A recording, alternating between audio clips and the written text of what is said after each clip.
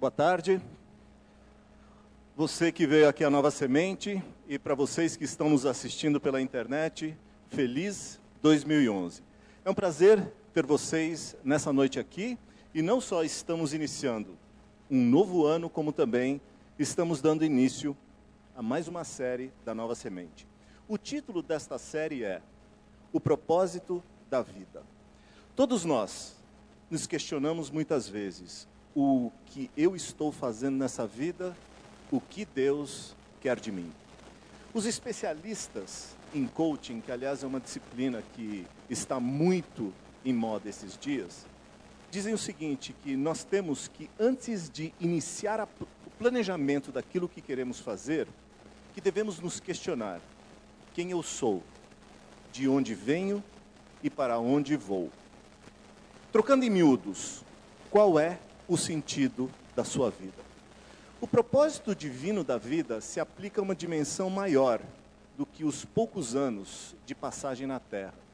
Envolve a preparação para a eternidade, ao lado do Criador. A mensagem que o pastor Edson Nunes nos traz hoje tem como título, e aliás é um título curto e direto: Não jogue a sua vida pela janela. Aborda a questão existencial, por que estou aqui e o que Deus quer de mim. Sugerimos que vocês não percam nenhuma das 4 mensagens que compõem a série. Pedimos que vocês silenciem seus celulares e deixamos vocês com a música do Monk, a voz do Mateus e os violões de Diego e Gustavo. Um bom programa a todos.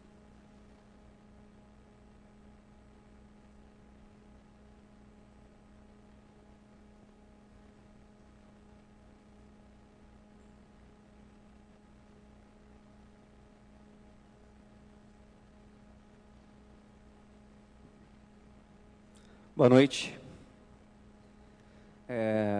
Eu sou Mateus, esse é Gustavo, Diego, nós somos parte da banda Monk, uma banda aqui de São Paulo, que faz o som popular. E a gente gostaria de agradecer o convite que a Nova Semente nos fez e dizer que é um prazer imenso para a gente estar aqui hoje. Esperamos que vocês ouçam e que a mensagem dessas músicas, embora simples, elas possam alcançar cada um aqui, conforme a vontade de Deus. Vamos lá.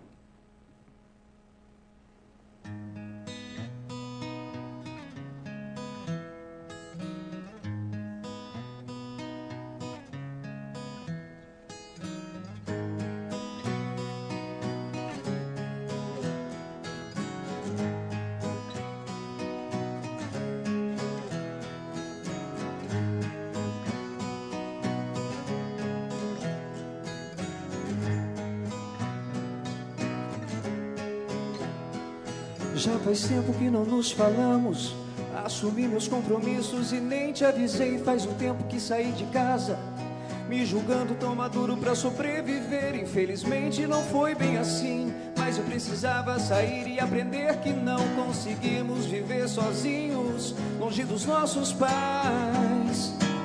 Estou voltando pra casa pra recuperar aquilo que um dia eu não quis. Estou voltando pra casa com a certeza de que tudo que preciso está aqui. Estou voltando pra casa pra recuperar aquilo que um dia eu não quis. Estou voltando pra casa.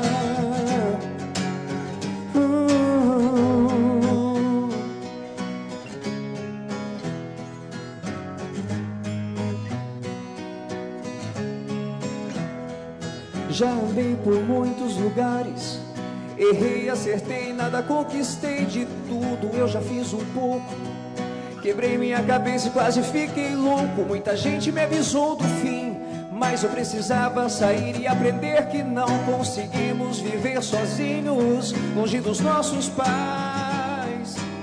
Estou voltando pra casa pra recuperar aquilo que um dia eu não quis.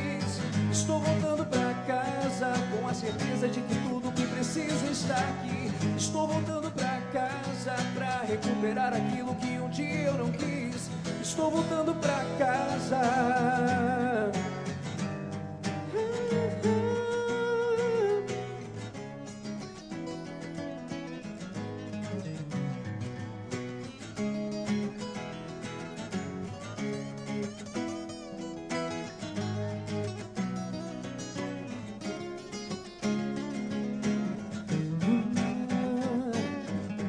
Estou voltando pra casa pra recuperar aquilo que um dia eu não quis.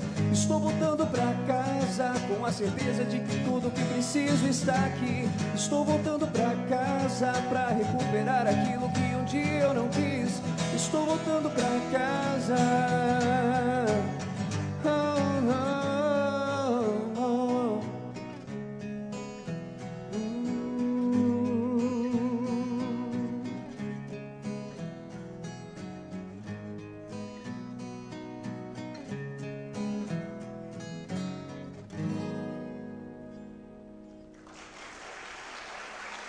Obrigado. Essa canção, como vocês puderam perceber, ela faz um paralelo com o Filho Pródigo e tem muito disso na nossa vida. Então, aliás, sou eu que escrevo a maioria das letras e procuro retratar bastante isso daí, essa relação que a gente tem com Deus e com a vida. Acho que é importante. E essa se chama Estou Voltando. Nós vamos fazer uma outra que chama Tudo Pode Ser Melhor.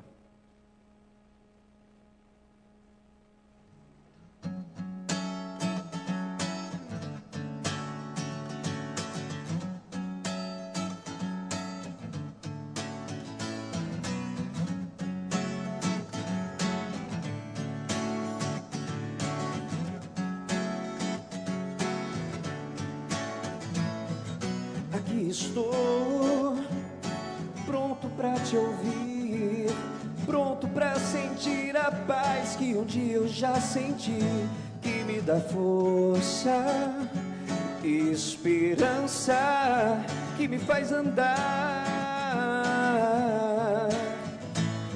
Você é tudo.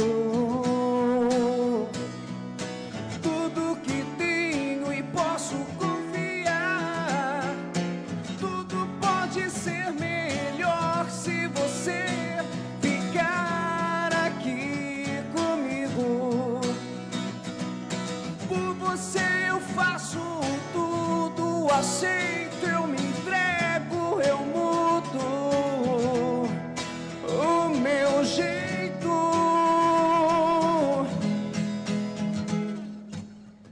Não tenho medo, seguro em tua mão. É ela que me levanta e me sustenta, que me dá força e esperança, que me faz andar. Você é tudo, tudo que tenho e posso confiar. Tudo pode ser melhor se você ficar aqui comigo. Por você eu faço tudo, aceito, eu me entrego, eu mudo o meu jeito.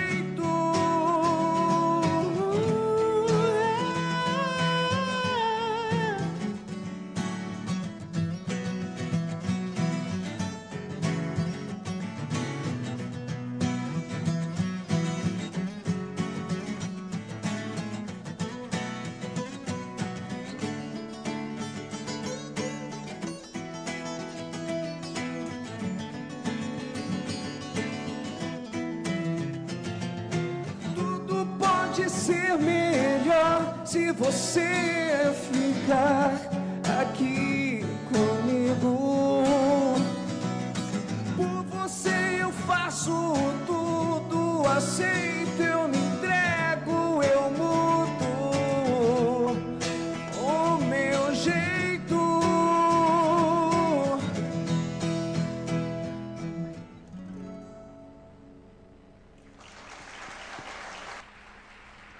Obrigado.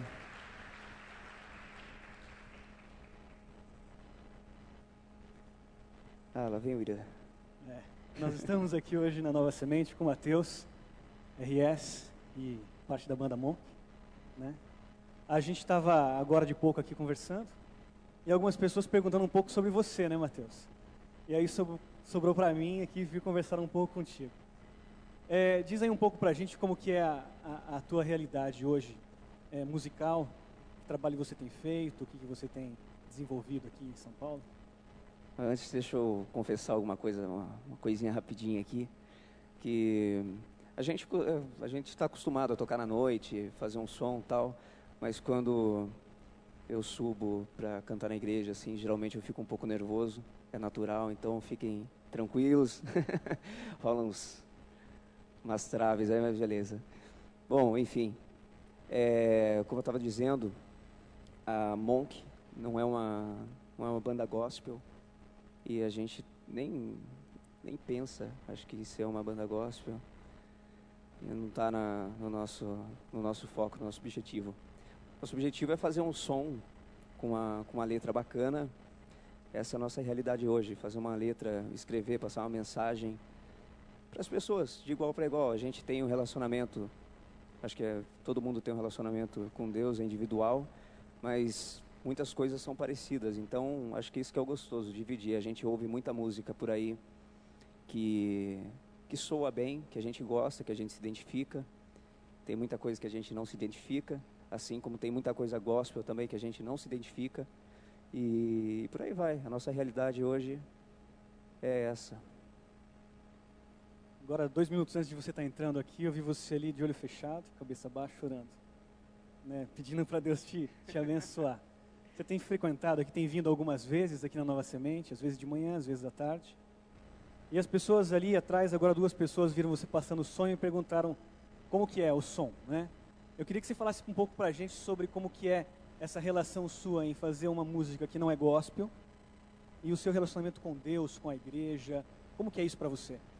Então, eu sou adventista desde que nasci e frequento a igreja já há muito tempo. Tive uma fase de adolescente já um pouco fora da igreja, um pouco distante de Deus, e onde tudo aconteceu assim praticamente. E é engraçado que depois eu fico pensando, poxa, tive que dar essa volta toda, trilhar esse caminho, e tem caminhos mais fáceis, né? E a gente fecha os olhos e acaba indo para um outro. Mas enfim, e muita coisa aconteceu nessa fase aí fora da igreja. E como eu já tenho esse aprendizado na igreja e tal, já sou adventista de berço, então amadureci também, pessoalmente falando. Então faltava alguma coisa, faltava na minha vida mesmo, um vazio. Tinha um vazio muito grande, independentemente de fazer um som gospel ou não, mas na vida rola esse vazio. Então eu tentei preencher esse vazio com qualquer coisa, com um monte de coisa, e sempre me esquecendo do que poderia me preencher, né? Não lembrando, na verdade. A gente tem o costume de orar porque a gente ora, porque minha mãe me falava quando era pequena, ora, tem que orar, tem que ir à igreja, e acaba sendo meio que automático. E chega um certo momento na tua vida que Deus toca no teu coração, e Ele faz você entender o porquê que você está ali, as dificuldades que você passa, enfim, eu resolvi me entender com Deus, ter um relacionamento real com Ele, entendeu? Conversar, bater papo mesmo, e abrir a Bíblia e orar e pedir uma resposta, e a resposta ali na minha frente, relacionado com o que eu estava pedindo, com o que eu queria naquele momento. E é assim, se tiver, é lógico que a nossa fé é minúscula, mas quando a gente tem um pouquinho de fé, a gente consegue conversar com Deus, se relacionar com Ele. Legal. O Mateus, a gente se conhece já há algum tempo. E há um ano atrás, mais ou menos, o Mateus era Natal, não era? Acho que Natal. Foi exatamente, acho que faz um ano. Faz um ano. Um ano, mais ou menos. O Mateus, olhei meu telefone assim, o Mateus ligando, né? Aí ele ligou, falou comigo, Irã, preciso conversar com você. E naquele dia a gente conversou um pouco rapidamente, né? E você contou algo especial que Deus estava fazendo na tua vida. Queria que você compartilhasse isso com o pessoal. O que é que Deus fez na tua vida que fez você decidir a talvez abandonar a carreira que você tinha naquela época e e voltar para Deus e voltar a servir a Deus de alguma forma diferente? Então, naquele dia que a gente conversou, anteriormente tinha passado por uma experiência, estava voltando do Rio e me senti vazio. Foi nesse momento que eu me senti vazio, estava voltando, já estava vazio há muito tempo, mas estava voltando e resolvi conversar com Deus ali no carro, dirigindo, estava chovendo. Minha esposa estava ao lado e orando, falando e conversando.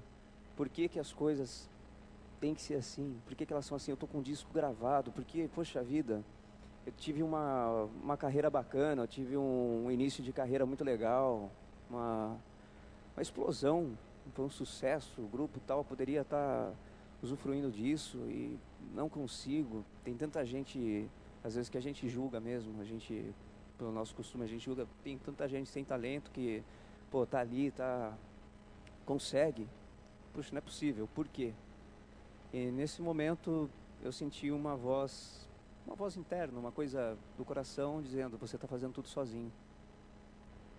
E ali eu parei, eu prestei atenção, até na hora eu me emocionei, assim, eu falei, poxa, eu estou fazendo tudo sozinho. Eu estava fazendo tudo sozinho, de muito tempo, estava fazendo tudo sozinho, tudo. Eu orava normalmente, como costume, mas estava fazendo tudo sozinho, para mim não existia nada. E então deixei tudo na mão de Deus. Eu tinha um disco gravado, parei com aquele projeto, falei, não é isso para mim, se for também, Deus vai me mostrar e vai ser conforme a vontade dele. Desde então, deixei as coisas rolarem. Até corri, vou ser sincero, eu confesso que não era muito a minha vontade naquele momento de seguir uma carreira gospel e ser um cantor gospel, mas passou pela minha cabeça assim, porque é o óbvio. A gente sempre pensa, pô, eu vou ser um cantor gospel, eu tenho que ir para a igreja, voltar para Deus, então calma aí, uma coisa com a outra, eu tenho que ser um cantor gospel. E corri atrás. Você lembra disso, a gente tinha uma reunião marcada no Novo Tempo, o carro decidiu não pegar nesse dia. Não sei, daí minha mãe, por exemplo, minha mãe que é adventista, não, mas o inimigo... Eu falei, não, mãe, Deus é muito maior. Quando Ele quer, a coisa acontece. Sua mãe, você falou que sua mãe é adventista, né? Então desde quando você é adventista ou frequentava a igreja adventista? Como que foi? Então, nasci na igreja, frequentei em Sorocaba, você foi meu conselheiro dos desbravadores. E ele está todo formal aqui comigo, está todo assim, que é nada, tem uma intimidade, eu dormo em casa. E é isso, é muito gostoso assim, saber que Deus está sempre por perto, você está seguro, entendeu?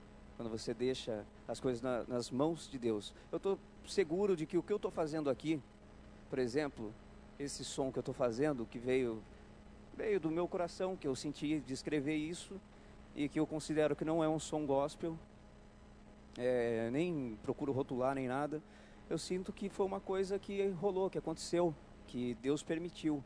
E já tive vários momentos que eu questionei a Deus, falei, será que é isso mesmo? Mas eu não estou errado. Poxa, fiz tratos, fiz sinais e várias coisas. Até agora está tudo tranquilo, estou seguindo por um caminho que, por incrível que pareça, assim, Deus tem permitido. Eu não sei. Uma vez Jesus sentou com os pecadores, os fariseus chegaram e... mas está comendo, bebendo com os pecadores? Bom, mas ele veio para ajudar os pecadores e não os bons, né? Para salvar os pecadores. Então, não me compara, mas a gente sempre tem que seguir um exemplo, né, de Jesus, que eu tento pelo menos seguir esse exemplo sempre, é impossível, mas a gente tenta. Eu sei que assim, a gente conversando algumas vezes, né, ele me contou coisas particulares da vida dele, e eu sei que Deus tem atuado de forma impressionante na tua vida. Impressionante. Principalmente na vida particular, na vida pessoal, né? Deus de alguma forma tem um propósito para você, o nosso tema aqui hoje é o propósito da vida. Eu queria que você falasse um pouco de como você enxerga o propósito da sua vida em relação a Deus. Olha, a gente tem um objetivo único, que é se encontrar com Deus um dia. E para isso a gente tem que seguir as regras dele, tem que seguir, não nem as regras, a vontade dele, porque a vontade de Deus é assim, tipo, é o melhor que tem pra gente, né? É o melhor que tem pra mim. Então, eu procuro sempre deixar na mão de Deus, o propósito está com Ele. eu, de verdade, assim, eu não sei realmente o que tem reservado para mim. Eu não sei o que vai acontecer. Eu só estou deixando que Ele conduza. Assim, às vezes eu fico até meio ansioso. Poxa vida, o que será que vai acontecer? Como que vai acontecer? O que eu devo fazer? Para onde onde vai chegar tudo isso? Entendeu? Mas está acontecendo de uma forma muito especial, que eu não esperava, e está sendo muito gostoso, está sendo prazeroso. Eu estou fazendo isso de coração, assim, sabe? Não com propósito comercial, estou sendo sincero, abrindo o jogo aqui com vocês. Eu não tenho, assim, nenhuma intenção comercial de vender disco. Lógico que a gente ali também, a Bíblia diz, trabalhe, ganhe o seu dinheiro, mas com propósito de fazer a vontade de Deus. Então, se a vontade de Deus é que a gente faça, que a gente ajude ao próximo e ame como nós mesmos, então é isso que eu tento fazer. É passar, através da música, que foi o dom que Deus me deu, passar uma mensagem que chegue até o coração de muitas pessoas, enfim. Fico meio sem jeito para falar, mas eu sou tímido, gente. Bom, é isso aí, gente. O Matheus é RS, o pessoal da Banda Monk aqui, seu nome mesmo?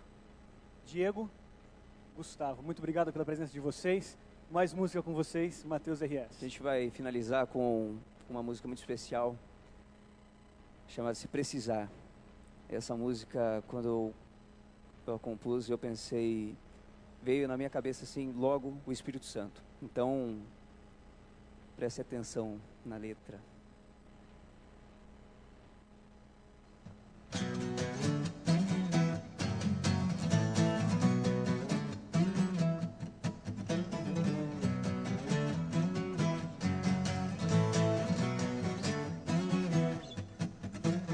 Eu sei tudo sobre a tua vida, eu sei tudo que você faz.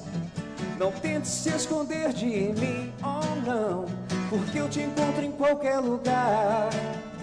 Te encontro dentro do teu carro e dentro do elevador. Eu vejo o teu sofrimento e até mesmo sinto a tua dor. Se precisar de mim em algum momento, eu vou estar aqui. Se precisar de mim em algum momento, eu vou estar aqui. Eu vou estar. Eu vou estar. Eu vou estar. Pode cantar se quiser. Eu vou estar.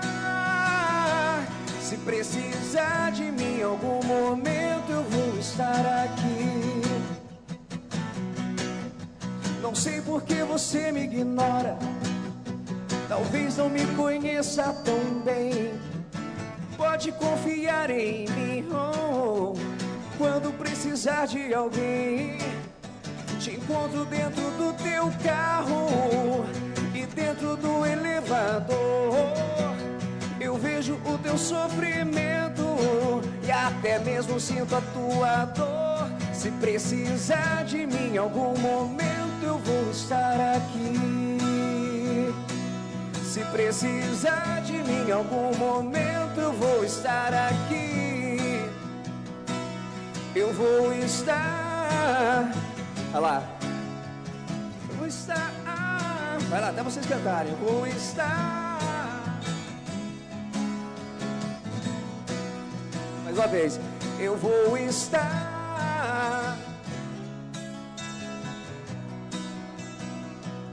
Eu vou estar.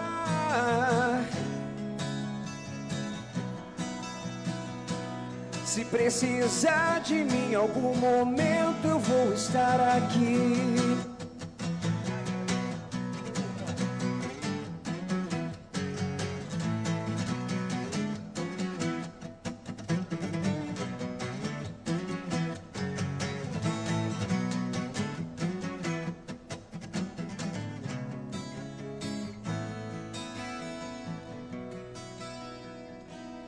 Eu vou estar, eu vou estar. Me ajudem, vai lá. Isso aí. Eu vou estar, eu eu vou estar. Mais alto, vai lá. Eu vou estar.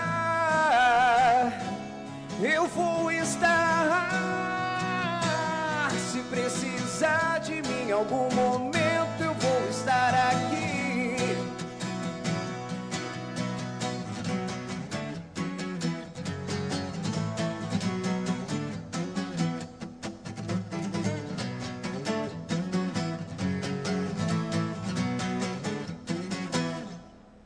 Obrigado a todos, boa noite.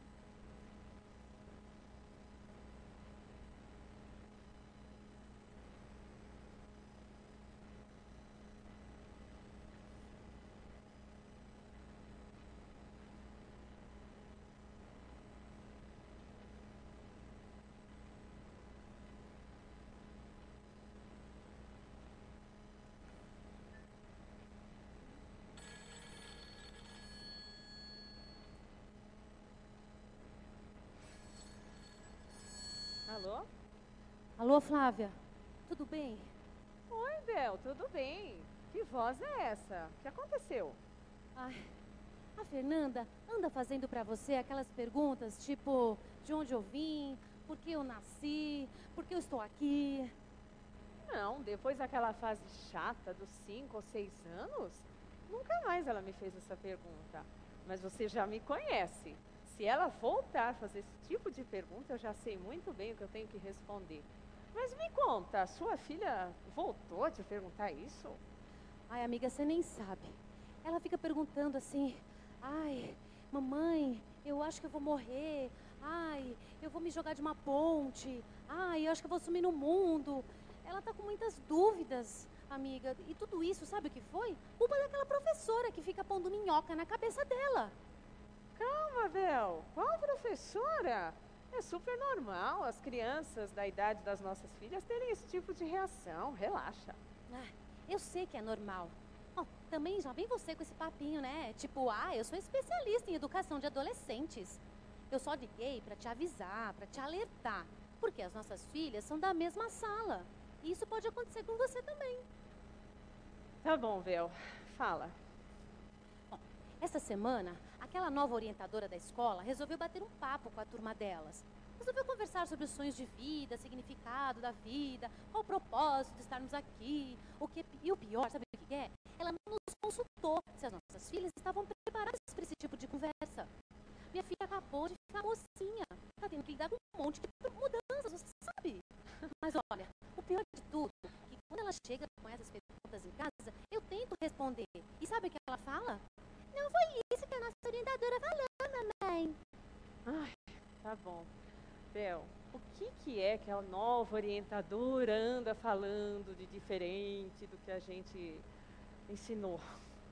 Você fica brincando, né? Eu tô sentindo isso na tua voz. Acha que você tá no controle de tudo? Eu disse que liguei pra te alertar. Se a sua filha ainda não fez essas perguntas pra você, você devia ficar preocupada. Você devia falar com ela, porque eu acho que a orientadora discorda um pouquinho de você. Dona Isabel, para com esse desespero. Se a minha filha vier me procurar com esse tipo de dúvida, eu já sei muito bem o que eu tenho que falar para ela. Olha, eu agradeço pelo seu alerta, viu? Depois não diga que eu não te avisei, hein? Não vai ficar reclamando comigo. Beijo. Beijo, Bel. Beijo, até amanhã. Mãe, você não sabe o que aconteceu na escola tudo hoje. bem, querida? Você não sabe o que aconteceu na escola hoje. Então, a professora... Ai, nossa. Como minha filha tá moça. Ai, que linda. Mas será que ela tá com aquelas dúvidas igual a filha da minha amiga? Será que ela não sabe o que ela vai fazer no futuro? Será que ela está desesperada igual ela, cheia de dúvidas? Mãe, você tá um elefante. O quê? Fernanda? Tinha um elefante na sua escola hoje? Você tá viajando de novo? Ai, não aguento mais. Eu chego toda empolgada da escola pra te contar alguma coisa e você não tá nem aí porque eu falo. Elefante. Eu te chamei de elefante e você nem se tocou. Calma, filha. É que eu estava aqui pensando, sabe? Como você cresceu rápido, como você tá linda. E o que será que anda se passando nessa cabecinha linda? E como é que você pode saber o que se passa nessa cabecinha linda, sendo que você nem me escuta? Claro que eu te escuto, filha. Eu só queria te perguntar umas coisas. Mãe, você não vai fazer um almoço? Daqui a pouco eu tenho que sair. Ai, Fernanda, é que eu queria saber como é que foi a conversa lá na escola com a orientadora nova. Ela parece ser uma pessoa bem legal, né? O almoço, sai ou não sai? Eu tenho treino hoje à tarde. Eu fiquei sabendo que vocês ficaram conversando sobre os propósitos de vida, os seus propósitos de vida, o que vocês querem no futuro. E aí, como é que foi? Bom, Como, bom? nem ótimo e nem péssimo. Bom, Fernanda, eu só quero saber o que você disse, o que você pensou. E se você tem alguma dúvida sobre os seus propósitos ou os nossos propósitos, afinal de contas, eu venho te ensinando isso desde que você era criança, para você poder ser uma pessoa feliz e segura. me ensinando. Me ensinando o quê? Por que você acha que meu propósito de vida tem que ser o seu? Filha, nós temos um único propósito. Mãe, Quando nós sonhamos com algo, mãe, acorda. Eu não tenho o mesmo propósito de vida que você. Você nem tem um propósito. como eu não tenho propósito? Quando nós sonhamos com algo, Chega, mãe. Não aguento mais. Tá esquecendo das coisas? Você acorda cedo e trabalha o dia inteiro. E de noite você estuda. Pra quê? Pra conseguir um emprego melhor? Pra ganhar mais? É esse o seu propósito? filha, eu... Ai, mãe, é por isso que você acorda cedo pra fazer todas essas coisas? Você acha que o propósito da sua vida é ganhar mais e é ser melhor no trabalho? Agora eu que te pergunto, para pra pensar. Qual é o propósito da sua vida? eu... Ai, mãe, acorda. Como é que você pode me ensinar alguma coisa que você não sabe o que é?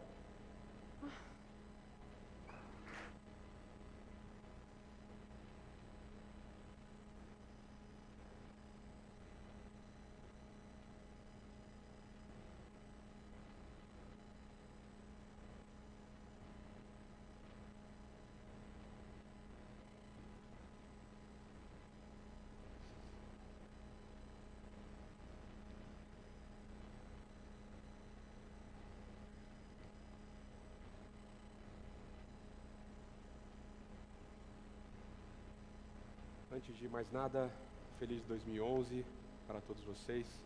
Espero que todos tenham tido um lindo período de festas. Sei que muitos de vocês viajaram nas últimas semanas e muito provavelmente tiveram a mesma experiência que todos nós, ou que ficamos ou que viajamos, né? Bastante chuva. Mas mesmo assim foi ótimo para descansar e recuperar um pouco as energias. Estamos no início de um novo ano em nossa existência e, como é costumeiro de muitos de nós, fazermos planos e traçarmos objetivos para os próximos meses. E você, quais foram os propósitos que você tomou nessa virada de ano? Quais foram as reflexões que você fizeram? Talvez ser promovido, perder peso, terminar a faculdade, mudar de carreira, ou quem sabe parar de enrolar a noiva. Eu sempre tomo a mesma resolução, toda virada de ano, e ela nunca funciona. Sempre decido que eu vou emagrecer. Mas no dia 31 eu adio isso para o dia 1º. Só que o dia 1º geralmente é a mesma comida, né? Do dia 31. E sempre fica aquela coisa que você não comeu. Então o dia 1º já tudo foi por água abaixo, eu nunca consigo atingir essa meta, então já me propus uma outra meta, não engordar. Emagrecer não dá certo, então eu já coloquei não engordar, é mais tranquila, mais suave. E a vida, queridos, é muito preciosa para ser desperdiçada com pequenas coisas ou com grandes coisas. Mas infelizmente não são todos que têm essa perspectiva em mente. Quando nós pensamos na vida do ponto de vista cristão, nos deparamos pelo menos com 3 perguntas fundamentais. O que Deus quer de mim? Qual é a minha parte nisso? E por que eu devo agir da maneira como eu ajo? Preste muita atenção naquilo que Deus aconselha no livro de Efésios. Diz o seguinte: sejam cuidadosos no seu modo de proceder. Os dias atuais são difíceis. Não sejam insensatos, sejam sábios. Aproveitem ao máximo cada oportunidade que tiverem de fazer o bem. Não procedam imprudentemente, mas procurem descobrir e fazer o que o Senhor quer que vocês façam. Percebem? Sejam cuidadosos. O contrário de cuidadoso é descuidado, negligente. E o que Deus está dizendo é: não sejam descuidados com a sua vida. Não desperdice a sua vida, não jogue a sua vida pela janela. Aproveitem ao máximo cada oportunidade. E além disso, procurem descobrir e fazer o que o Senhor quer que vocês façam. Conhecer a vontade de Deus. Quantos de nós não gostaríamos de saber exatamente o que Deus deseja de nós? Muito provavelmente todos de nós gostaríamos de saber o que Deus deseja exatamente de nós. E se esse não é o seu desejo, ou se esse é o seu desejo, não perca essa série que começa hoje, o propósito da vida. Hoje nós vamos introduzir aquilo que vamos abordar nas próximas semanas. E juntos nós veremos 5 propósitos primários que Deus teve em mente ao colocar você nesse planeta. Mas antes nós vamos às 3 perguntas iniciais. O que Deus quer de mim? Em uma frase nós poderíamos dizer o seguinte: Ele deseja a sua vida, você por completo, inteiro, não apenas uma parte, não apenas um pedaço de sua vida. Não. A Bíblia afirma: entreguem-se inteiramente a Deus, o corpo todo, pois vocês desejam ser instrumentos nas mãos de Deus, usados para seus bons propósitos. E aqui vai uma advertência para vocês. Não existe nenhum verso em toda a Bíblia que diga que você pode ser um seguidor de Deus e fazer aquilo que você quiser com a sua vida. Significa que Deus não quer apenas uma parte da sua existência. Ele deseja tudo. E alguns pensam que a vida é como um bolo, principalmente os mais gordinhos. Uma fatia é a sua profissão, a outra fatia é sua vida social, a família é uma outra fatia, e assim por diante. E dessa forma, a sua vida espiritual não passa de um pedaço do bolo de quem é você. Só que Deus não quer apenas um pedacinho, uma fatia do bolo. Ele quer o bolo inteiro. Ele diz de uma forma bem clara na sua revelação à Bíblia, dizendo o seguinte: e agora, ó Israel, que é que o Senhor seu Deus lhe pede, senão que tema o Senhor, o seu Deus, que ande todos os seus caminhos, que ame e que o sirva o Senhor, o seu Deus, de todo o seu coração e de toda a sua alma. Ser um cristão, senhoras e senhores, significa entrega completa, total e restrita ao Deus do cristianismo. Não podemos estar divididos entre Deus e as outras coisas. Usando o exemplo dos bens materiais, o próprio Jesus Cristo afirmou o seguinte: ninguém pode servir a 2 senhores, pois odiará um e amará o outro, ou se dedicará a um e desprezará o outro. Vocês não podem servir a Deus e ao dinheiro. Vocês não podem ter 2 prioridades no mesmo nível.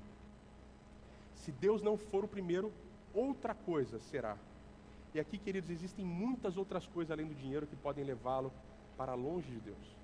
Seu trabalho, sua televisão, sua novela, sua comida, seu futebol, seu hobby, seus relacionamentos, sua vida espiritual e até mesmo você. E aqui está o âmago da questão. Qual é a prioridade da sua vida? Se o objetivo número 1 é ser bem-sucedido profissionalmente, seu grande alvo de vida é agradar a todas as pessoas que estão ao seu redor, o grande objetivo é ter uma família perfeita, a prioridade da sua vida é ser saudável, ter uma excelente aposentadoria, por favor, não me entendam mal, todas essas coisas não estão absolutamente erradas. Em realidade, Deus quer que você tenha todas essas coisas. Mas a única coisa que Deus está nos dizendo, neste momento, é que nenhuma delas pode ter a prioridade suprema em sua vida. Deus é muito claro no primeiro mandamento de sua santa e eterna lei. Ele diz: não terás outros deuses diante de mim. Eu sou o número 1 em sua vida. Não me substitua por qualquer outra coisa, por qualquer outra pessoa. Um dia Jesus estava andando e um jovem se aproximou. Jesus disse: vem, me segue. E o homem respondeu o seguinte: seguir-te-ei, Senhor, mas deixa primeiro despedir-me dos da minha casa. Em outras palavras, ele estava dizendo: tudo bem, eu vou segui-lo, mas deixe primeiro eu resolver algumas coisinhas, tratar alguns compromissos pendentes. Depois que eu resolver essas coisas, aí eu vou poder segui-lo tranquilamente. E aqui nós vemos como o ser humano é contraditório. Ao mesmo tempo nós dizemos: quero te seguir, mas primeiro deixa eu ter um tempinho para resolver minhas coisas. Afinal, o que será que vem em primeiro lugar na sua vida? Deus ou você? Deus ou outra pessoa? Deus ou sua conta bancária? Deus ou sua família? Deus ou seu trabalho, assim por diante? Tudo isso é uma tremenda contradição em que nós nos envolvemos diversas vezes. Ah, Senhor, eu quero segui-lo, mas deixe primeiro terminar meus estudos. Ah, Senhor, eu quero aceitá-lo, mas me deixe primeiro encontrar a pessoa certa, a pessoa ideal para eu casar. Ah, Senhor, eu quero mesmo me envolver mais na igreja, mas me deixa primeiro alcançar o meu grande sonho de independência financeira. Me deixe primeiro ter as economias necessárias para uma boa aposentadoria. Só que cada vez que você fala isso, cada vez que você, consciente ou inconscientemente, pede um tempo para Deus, é como se você estivesse dizendo: Senhor, eu estou em primeiro lugar. Deus não é mais a prioridade da sua vida. Querem saber qual é a prioridade? Exatamente você mesmo. Certa vez Jesus contou uma parábola para ilustrar o tipo de desculpa que nós damos a Deus para não colocá-lo como prioridade em nossa vida.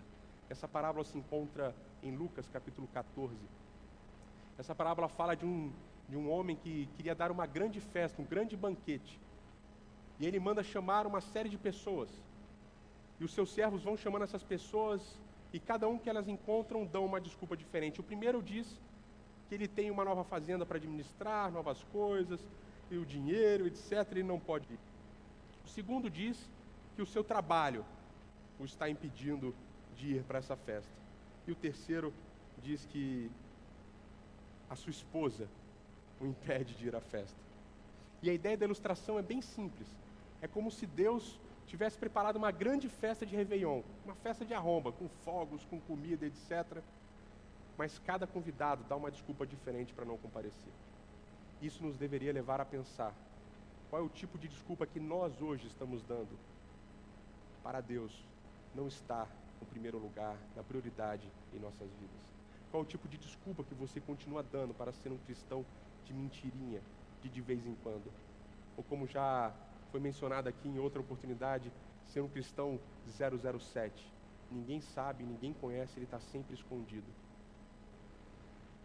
Ah, Deus, o Senhor pode pegar um pedacinho do meu bolo, um pedacinho pequeno, mas o bolo não mexe nele todo, não. Você não pode servir a dois senhores. Você tem que escolher quem vai ocupar a pole position da sua vida. E se Deus ainda não ocupa o lugar principal na sua vida, alguma coisa você precisa fazer. Você não pode servir a dois senhores. E aqui vai um pequeno e maravilhoso conselho. Quando você colocar a Deus como prioridade em sua vida, Ele cuidará de você e de tudo aquilo que você precisa. Seu trabalho, seus relacionamentos, suas finanças, sua saúde, sua família, tudo o resto. Essa é uma promessa recorrente na Bíblia. Nós lemos: entrega teu caminho ao Senhor, confia nele, e o mais ele fará. E pouco mais na frente, no livro de Provérbios, escrito pelo grande sábio Salomão, diz o seguinte: em tudo quanto for fazer, lembra-te de colocar Deus em primeiro lugar. Ele guiará todos os seus passos e você andará pelo caminho do sucesso. E eu pergunto a vocês, quem de nós não quer ter sucesso? Esse, meus queridos, que acabamos de ler, é o segredo do sucesso. Lembre-se de colocar Deus em primeiro lugar. Ele guiará os seus passos e você andará pelo caminho do sucesso. Você quer sucesso nos negócios? Coloque Deus em primeiro lugar. Você quer sucesso nas suas aplicações financeiras? Coloque Deus em primeiro lugar. Você quer ter sucesso no seu casamento? Coloque Deus em primeiro lugar. Você quer ter sucesso nos seus estudos? Coloque Deus em primeiro lugar. Você quer ter sucesso na sua vida como um todo? O que você precisa fazer? Coloque Deus em primeiro lugar. E agora nós vamos para a segunda pergunta de hoje. Qual é a minha parte nisso tudo? E essa pergunta é muito importante. Muitos perguntam: como eu posso dar minha vida por completo para Deus? Como eu posso seguir a Deus inteiramente? Que esse muitas vezes parece um conceito abstrato para ser colocado em prática. Afinal, o que significa? Qual é a parte que eu realmente tenho nesse processo? Deus nos diz por onde nós devemos começar. E nós podemos resumir tudo em uma única palavra. Só que eu sei que muitos de vocês não vão gostar dessa palavra. Eu mesmo não gosto muito dessa palavra. Ela não é uma das nossas favoritas. É uma das palavras que muitos tentam evitar a todo custo, em função daquilo que ela demanda de nós. Esta palavra é disciplina. Deus nos diz que disciplina mostra o caminho da vida. Ele diz o seguinte: quem acolhe a disciplina mostra o caminho da vida. Em realidade, não há como sermos verdadeiros discípulos de Jesus sem disciplina. As duas coisas andam de mãos dadas. Se você gosta muito da palavra, se você não gosta muito da palavra disciplina, permitam-me dizer ou usar uma outra palavra, que também não é muito boa: hábito. O que eu estou falando aqui é do desenvolvimento de uma disciplina que gere hábitos espirituais. De uma forma ou outra, quer você aprecie ou não, grande parte dos fatores que afetam a nossa vida são determinados pelos hábitos que nós desenvolvemos. E é por essa razão que bons hábitos são tão importantes. Nós somos criaturas de hábito.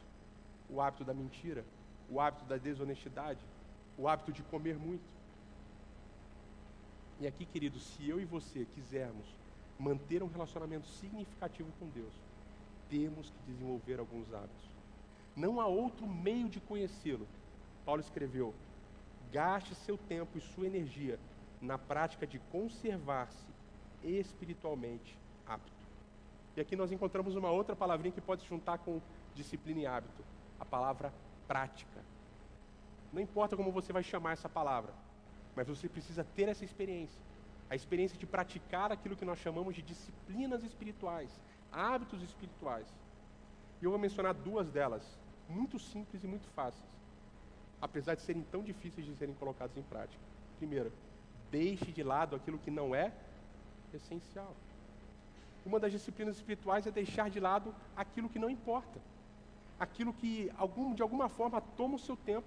E esse tempo poderia ser usado para conhecer melhor a Deus. Ouça a palavra de Deus dizendo: livrem-se, livremo-nos de tudo o que nos atrapalha e do pecado que nos envolve, e corramos com perseverança a corrida que nos é proposta. E uma outra tradução para esse mesmo texto diz o seguinte: desembaraçando-nos de todo o peso e do pecado que tenazmente nos assedia, corramos com perseverança a carreira que nos está proposta. Prestem bem atenção aqui em duas coisas que nos atrapalham, duas coisas que limitam o progresso da nossa corrida: o peso e o pecado. pecado nós sabemos bem o que é. O pecado ocorre quando Deus nos diz que devemos agir de uma maneira, nós não fazemos da maneira como Deus diz. O pecado existe quando comparamos a nossa vida com o padrão da vida que Deus requer de nós.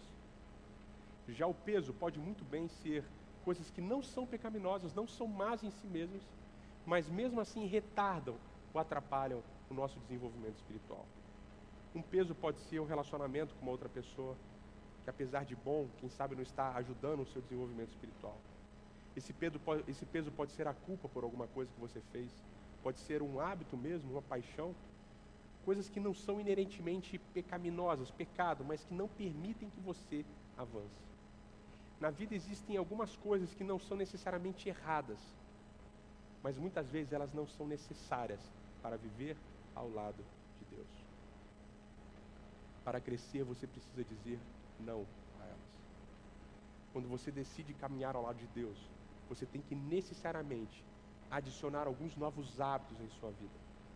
E ao mesmo tempo você terá que dizer não a alguns hábitos anteriores. Muitas vezes você vai ter que dizer não para aquelas coisas que são aparentemente boas,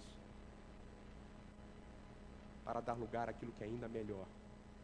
Talvez para alguns de nós tenhamos que usar melhor o nosso tempo que passamos na TV, na internet, lendo, no telefone.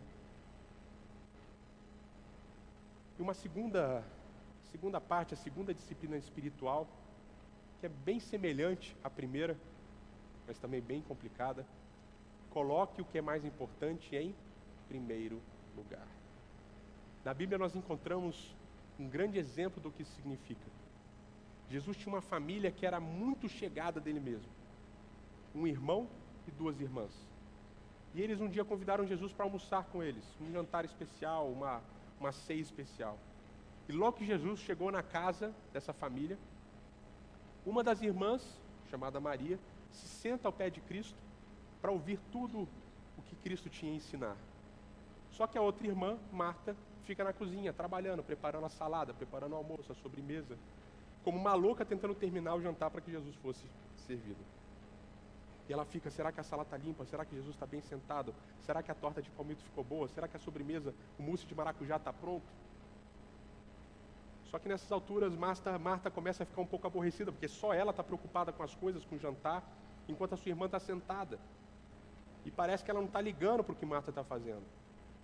Então Marta se dirige a Jesus, essa história está no capítulo 10 do livro de Lucas. Quando vocês chegarem em casa podem ler esse relato. E é interessante porque essa parte que eu gostaria de destacar, a Bíblia diz a seguinte: Marta chega e pergunta a Jesus, você não está percebendo que ela está desprezando, não está me ajudando? Pede para ela vir me ajudar. E Jesus Cristo diz o seguinte para ela: Marta agitava-se de um lado para o outro, ocupada em muitos afazeres, com muitos serviços. E a gente com certeza se identifica com Marta muitas vezes, fazendo, correndo, preparando coisas. E parece que às vezes ninguém liga para o que a gente está preparando. Mas então Marta diz a Jesus o seguinte: Senhor, não te importas que minha irmã tenha me deixado sozinha com o serviço? Dize-lhe que me ajude. Senhor, você não está vendo? Eu não está fazendo nada, eu estou fazendo tudo sozinha. Pede para ela vir me ajudar. E Jesus então responde finalmente: Marta, Marta, você está preocupada e inquieta com muitas coisas. Todavia apenas uma é necessária.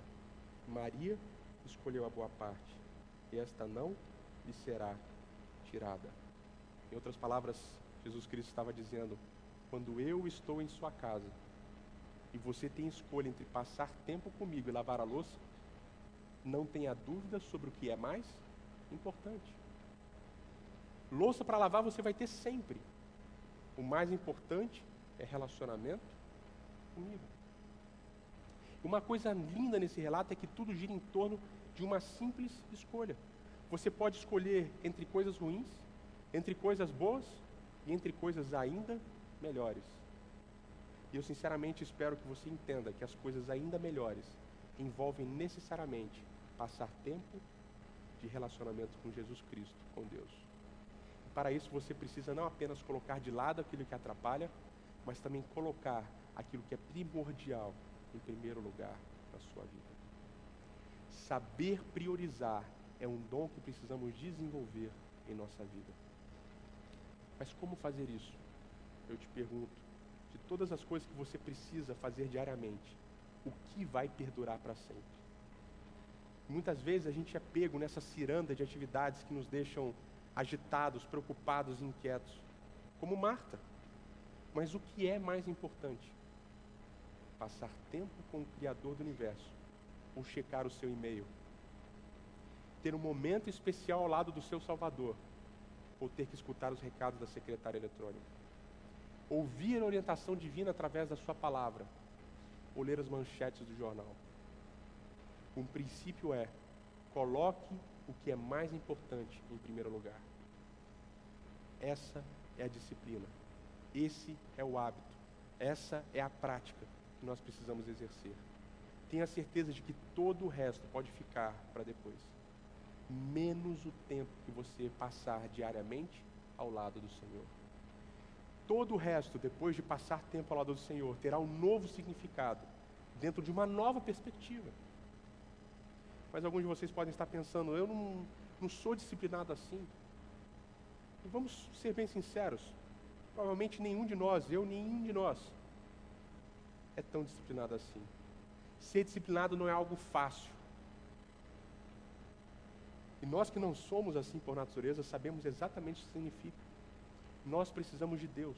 Somente Ele pode nos ajudar. E ouçam esse texto bíblico. Pois Deus é quem está agindo dentro de vocês, dando-lhes a vontade e a força para atingirem o objetivo dele. Perceberam o texto bíblico? Vontade e força. Deus age dentro de nós, dando-nos a vontade e força para cumprirmos os seus propósitos. Deus pode nos ajudar. O que Deus deseja? Ele quer você, Ele quer cada um de nós, Ele quer a nossa vida por completo, não apenas uma fatia. E qual é a sua parte nisso? Disciplina, hábitos, prática. Práticas espirituais que o levarão a conhecer melhor quem Deus realmente é. É a última pergunta de hoje. Por que eu devo agir assim? Por que eu devo me esforçar dessa maneira? E com certeza a gente poderia passar aqui horas conversando sobre os benefícios que você, sem dúvida alguma, terá por decidir passar diariamente momentos especiais com Deus. Mas eu gostaria de mencionar apenas uma razão: a cruz. Cristo deu a sua vida por completo na cruz. E Ele deseja a sua vida por completo. Sem a cruz, sem o sacrifício de Jesus, você e eu estaremos perdidos por toda a eternidade. Mas em virtude daquilo que Ele fez por nós e em nós, hoje podemos ter a certeza do perdão e da esperança. De uma vida eterna ao lado de Deus. O texto bíblico diz: é tão transbordante a sua bondade para conosco, que Ele tirou todos os nossos pecados por meio do sangue do seu Filho, por quem somos salvos. Ele morreu por cada um de nós. Mas por quê? A Bíblia afirma que Ele morreu para que mudássemos o enfoque de nossa vida, de nós mesmos para Ele. Porque Deus quer que vivamos para Ele, não para nós mesmos. Porque Ele sabe que viver tendo o nosso eu como guia não é viver, é apenas existir. Existir sem significado, vazio, sem rumo, sem direção. Ele veio a este mundo para mostrar quem Deus realmente é e para que pudéssemos ter esperança de uma vida transformada por completo, uma vida ao seu lado. Paulo escreveu: e assim, queridos irmãos, eu apelo que vocês deem seus corpos a Deus, que eles sejam um sacrifício vivo, santo, o tipo de sacrifício que Ele pode aceitar. Quando vocês pensam naquilo que Ele fez por vocês, será isto pedir muita coisa? Para Jesus, custou sua vida por você. Será que uma entrega completa é demais para alguém que deu tudo? Ao começar esse novo ano, antes de qualquer outra coisa, antes de qualquer outra decisão que você e eu possamos tomar, é importante entender que nós precisamos decidir passar tempo ao lado de Deus diariamente. Sei que existem muitas outras boas coisas para você fazer, mas nada é melhor do que andar ao lado do seu Criador. O primeiro verso que nós lemos hoje dizia: aproveitem o máximo cada oportunidade que tiverem. E Deus nos concede mais uma oportunidade de começarmos um novo ano, de uma nova vida ao seu lado. Não jogue a sua vida pela janela.